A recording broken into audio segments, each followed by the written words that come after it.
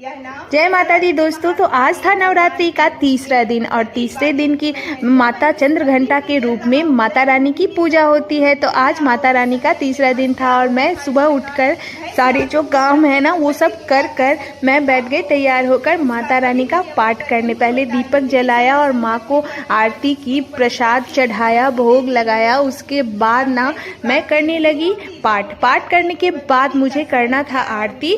उससे पहले मुझे पाठ करना था और पाठ करते समय ना बहुत सारे चीज़ होते हैं जो पढ़ना पड़ता है। तो पाठ करने में तो समय लगता ही है। तो मैं बैठकर अच्छे से पाठ कर रही थी। पंडित जी रोज आते हैं ना तो बहुत ही हड़बड़ी में कराकर वो चले जाते हैं क्योंकि उन्हें दूसरी जगह भी करना रहता है ना। इसलिए मैं बस कलश स्थापना करवा ली थी पंडित जी के द्वारा और फिर हवन करवाने के लिए नौमी को बुला ली थी। और बाकी जो रोज का पाठ था ना वो मैं खुद करने वाली थी क्योंकि मुझे अच्छा लगता है अच्छे से बैठकर शांति से पूजा पाठ करना। पूजा पाठ करने में ना हड़बड़ी मुझे अच्छा नहीं लगता। और यहाँ मेरा पाठ पूरा हो चुका था और मैं करने लगी माता रानी की आरती करने से पहले मैंने थोड़ा सा भजन गाया। भजन गाने के बाद मैं आरती शुरू करूंगी क्योंकि आरती खड़े होकर गाया जाता है। लेकिन मैं माता रानी से क्षमा प्रार्थना कर रही थी, उन्हें दीपक दिखा रही थी और अपनी गलतियों की माफ़ी मांग रही थी क्योंकि हम उनके अच्छी तरह से हम लोग पूजा नहीं कर सकते हैं ना। और हम तो माता रानी के बच्चे हैं।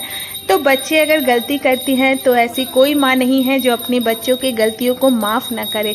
तो माता रानी से क्षमा याचना भी हमने कर ली।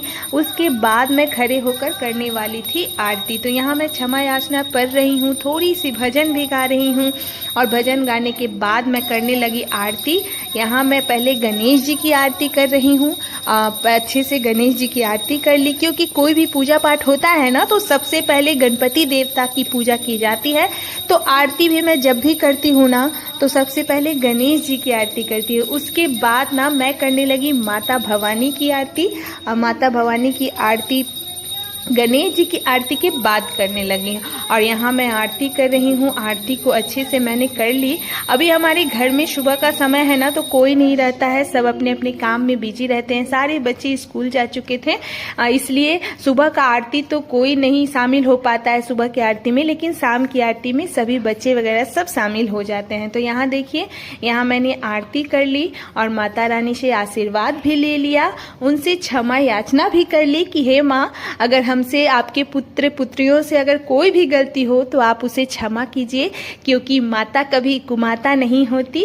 और यहाँ देखिए मैंने थोड़ी सी सेल्फी भी ले ली और इस तरह से आज का पूजा हमारा संपन्न हुआ।